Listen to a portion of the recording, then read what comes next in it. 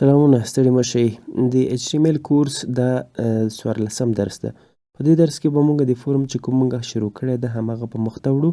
په تیر درس کې مونږ د فورم هغه کوم اساسي ټیګ چې دی انپوټ د هغې په اړه هم خبره کړې وه او همچنان مونږ ویلي وو چې لیبل څه شی ده او مهم اټریبیوټ په اړه باندې مونږ خبرې کړې وې. نو په دې درس کې زه څه کوم، زه راځم هماغه فولډر چې ما جوړ کړی دا فایل پکې تیار شته، زه په دې باندې رایټ کلیک کوم او ورته وایم چې دا ماته اوپن وید ویژوال سټوډیو کوډ، دا به ماته تیار دلته اوپن شي. زه څه کوم، دلته به یو کمنټ زه واخلم. کمنټ د اخیستو لپاره به تاسې څه کوئ، په دې رقم ته به کمنټ اخلئ. نن به مونږ څه وایو، نن به مونږ د نمبر په اړه، نمبر ټایپ په اړه باندې وایو، همچنان د ډیټا په اړه باندې به وایو، ټایم په اړه باندې، او بل چې دی ایمیل ده او ورپسې د پاسورډ ټایپونه. دا 5 ټایپه دي چې د دې په اړه باندې به مونږ نن خبرې کوو. څه کوم، زه ورته وایم چې د یوزر نه زه انپوټ اخلم، ډیټا اخلم، معلومات اخلم چې هغه د نمبر حالت کې نمبر په شکل باندې. مثلا یوزر باید یا سټوډنټ باید څه وکړي، خپل عمر دلته ماته ډیټا کې راکړي، معلوماتو کې راکړي. نو د هغې لپاره څه کوم، یو لیبل اخلم. لیبل اخیستو لپاره خو دا مونږ تیر درس کې ویلی و چې لیبل به مونږ اخلو او بیا به دلته ورته وایم چې انټر یور ایج.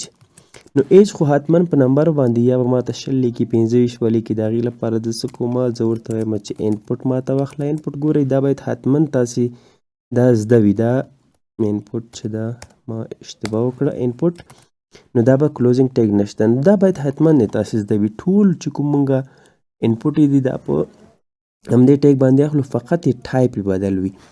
دلته به زه څه کوم، ټایپ په تیر درس کې چې کوم مونږه ټایپ اخیستی و هغه ټیکس و، خو اوس زه یوزر نه څه کوم، د هغه عمر اخلم. د هغې لپاره زه دلته باید نمبر ولیکم. نو دا هم یو ټایپ ده چې مونږ یې په فورم کې استفاده کوو، د دې په خاطر باندې چې د یوزر نه یا د سټوډنټ نه، شاګرد نه مونږ داسې معلومات واخلو چې هغه د نمبر په شکل کې وي. مثلا دلته په قوس کې به زه واخلم لکه لیکي 20 یا هر څومره چې لیکي 23 22. نو بل مونږ اټریبیوټ لرو، هغه آی ډي ده. آی ډي ما تاسو ته ویلي و چې کوم آی ډي تاسې دلته اخلئ هغه په فار کې هم اخلئ. زه دلته لیکم چې ایج. نو اوس دلته چې فار اټریبیوټ د هغې کې هم لیکم چې ایج. بل اخلو د دې اټریبیوټ مهم چې هغه نیم و. نیم لپاره زه څه کوم، هم لیکم ورته چې ایج. که چېرته دا سیف کړم، راشم براوزر ته، دا به براوزر کې اوپن کو، وګورو چې دا په کوم شکل باندې ښکاري.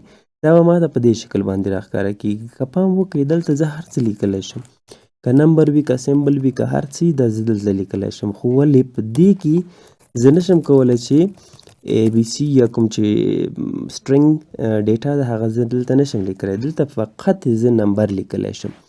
نو دلته تاسې کولی شئ اضافه کړئ یا یې کم کړئ. نو ګوره دا هم تاسې ته دلته یو څه اضافه کېږي. که غواړئ تاسې د لاین بای لاین راشي، یعنې دلته دا راشي ورپسې چې دا ایج راشي، د هغې لپاره موږ بریک لرو چې کولی شو چې بریک یې کړو، یعنې لاین بریک استفاده کوو. بی آر ټیګ ده، کلوزینګ ټیګ نه لري. دا سیف کوم، زه راځم دلته او یو ځل یې ریفریش کوم، نو دا به ماته دلته په دې شکل باندې راښکاره کېږي. ډیزاین خو به خیر مونږ په سی ایس ایس کې کوو، خو اوس لپاره تاسې دغه مهم ټیګس چې دي دا باید تاسې زده کړئ. راځو بل ته. بل مونږ ډیټ لرو، ډیټ انپوټ لرو. ډیټ انپوټ لپاره زه څه کوم، یو بی آر ټیګ بل اخلم. لیبل به اوس مونږ څه وکړو، کاپي به کړو. لیبل باندې تاسې حتما پوه شوي یاستئ چې لیبل د څه په خاطر اخلو، د څه په خاطر باندې کارول کېږي. نو اوس به دا زه کاپي کړم، خو دلته ورته وایم چې انټر یور ډي او بي. ډي او بي مطلب ډیټ آف برث. د یوزر نه، د شاګرد نه زه معلومات اخلم چې د هغې پیدایښت عمر، پیدایښت تاریخ یې کوم یو ده. نو دلته هم زه لیکم ډي او بي او دلته زه انپوټ اخلم. انپوټ هم تاسې کاپي کولی شئ، خو زه دلته لیکم. دلته په ټایپ کې به اوس څه وکړئ، ډیټ باید تاسې واخلئ، ځکه چې ماته د هغه د پیدایښت نیټه راکوي. نو دلته آی ډي اخلم، آی ډي کې ورته لیکم چې ډي او بي او همچنان نیم اخلم، په نیم کې هم ورته لیکم ډي او بي. دا کلوز کوم. راځو سیف کوو. دا چې کله سیف کوو دا خو سره خپله راځي، ځکه چې دا کلوزینګ ټیګ نه لري. نو په دې خاطر باندې پکار دا ده چې باید فارورډ سلش دې ته ویل کېږي، دا باید مونږ ورسره واخلو. زه راځم دلته څه کوم، ریفریش کوم یې اوس. اوس به ماته دغه کوم انپوټ چې مونږ جوړ کړ دا په دې رقم ښکاره کیږي. داسې ماته دلته کلونه هم راکوي، دلته میاشتې هم راکوي. دا ټول کولی شو چې مونږ یې استفاده کړو. زه راځم اوس مثلا دلته به دا سکرول بار هم لري، کولی شئ تاسې یې شاته کړئ یې مخته ویسئ. 2002 فبروري په دې تاریخ باندې. نو هغه دلته اوس څنګه شو، یوزر ماته خپل عمر د پیدایښت نیټه یې ماته راکړه. نو څه کوو، دا دلته ټایپ مونږ چې لرو هغه د ډیټ په نوم باندې ده. باید تاسې دا په یاد وي چې هر کله تاسې داسې فورم جوړوئ چې هغه کې تاریخ وي، باید مونږ څه وکړو، ټایپ یې ډیټ ونیسو. بل زه راځم یو بی آر ټیګ اخلم او لیبل ما تیار کاپی کړی هغه دلته اچوم. بل مونږ څه شی لرو، ټایم لرو. زه ورته وایم چې دغه کوم شاګرد چې ما لپاره ثبت نام کوي هغه په کوم وخت کې صنف اخلي، یعنې کوم ټایم چې معلوم وي، سهار لخوا نه، ماسپښین لخوا نه، او په کوم ساعت کې. هغې لپاره دلته راځم ټایم لیکم. دلته راځو، دلته ورته وایم چې انټر یور کلاس ټایم په دې رقم. او بیا څه کومه، انپوټ اخلم. په انپوټ کې مونږ ټایپ اخلو. ټایپ ګوره دا یو داسې اټریبیوټ ده چې ټولو کې مونږ ته په کار راځي. نو په دې ځای کې زه څه کوم، ورته لیکم چې ټایم. اوس مونږ دا ټایپ چې ده ټایم ته. نو اوس بیا اخلم آی ډي، دلته هم ورته لیکو ټایم. نیم اخلو، دلته هم ورته مونږ لیکو ټایم، او دا زه فارورډ سلیش کلوز کوم. اوس چې مونږ راشو براوزر ته وګورو چې دا انپوټ به ماته څه رقم ته ښکاره کېږي. دا انپوټ به ماته په دې رقم ښکاره کېږي چې دلته به مونږ ټایم لیکلی شو. یوزر راځي وایي چې زه 3 بجې راځم، او اے ایم پی ایم تاسې اخیستلی شئ. نو دا راځي په پی ایم کې، نو پی ایم غرمې لخوا نه. نو یوزر دلته څه وکړه، ماته خپل د کلاس وخت یې راکړه. نو کله چې مونږ دا ډیټابیس ته بیا سبمیټ کوو، دا په دې رقم ته ډیټابیس کې هم ذخیره کیږي، او هلته چې کوم مونږ کالم اخلو هغه هم خپل ټایپونه لري چې همغسې مونږ ورته بیا ټایپ اخلو. بل مونږ لرو څه شی، د ایمیل لپاره انپوټ. زه راځم یو بی آر ټیګ اخلم، بیا ورته وایم چې لیبل ما تیار کاپي کړی. زه راځم دا انټر یور ایمیل. زه د یوزر نه یا د سټوډنټ نه ایمیل اخلم. دلته به هم راشو، مونږ به دا چینج کو ایمیل. بیا څه کومه، دلته زه انپوټ اخلم. انپوټ کې ورته وایم چې ټایپ یې څه شی ده، دا ځلې به ایمیل. او بیا څه کومه، دلته آی ډي اخلم. آی ډي کې هم مونږ لیکو ایمیل، او نیم کې هم مونږ ایمیل لیکو. فارورډ سلیش او کلوز کوئ.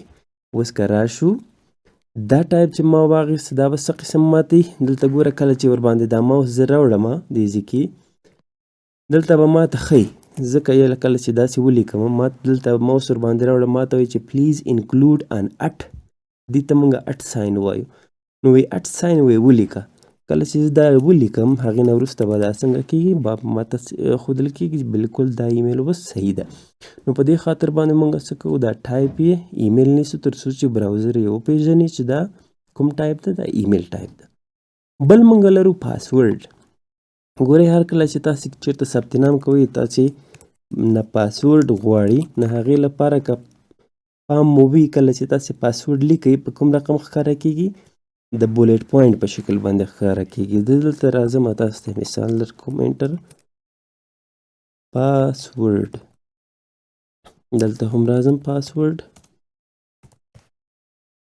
او انپوټ اخلم. ټایپ یې دا ځلې نیسم، دا ځلې به مونږ ټکس ونیسو چې تاسو ته زه وښیم. بیا آی ډي اخلو. آی ډي کې لیکو پاسورډ، او همچنان بیا نیم یې اخلو. نیم کې هم لیکو پاسورډ، او دا څنګه کوو، کلوز کوو په دې رقم.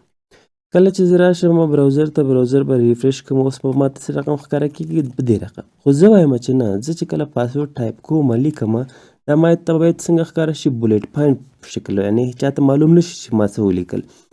د هغې لپاره مونږ څه کوو، زه اخلم پاسورډ، اوس یې سیف کوم.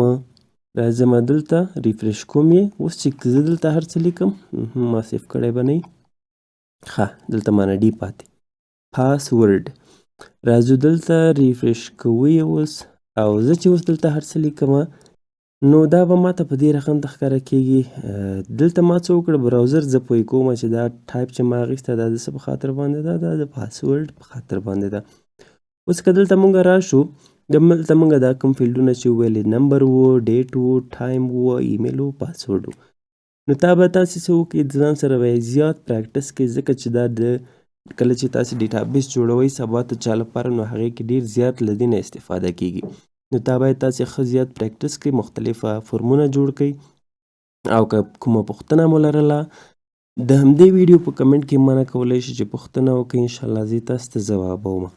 او بل ویډیو در سره لایک کوئ، کمنټ کوئ، دا ویډیو د نورو ملګرو سره شیر کوئ تر څو ډېر کسان راشي او له دې نه استفاده وکړي. ښه وخت ولرئ، کامیاب اوسئ.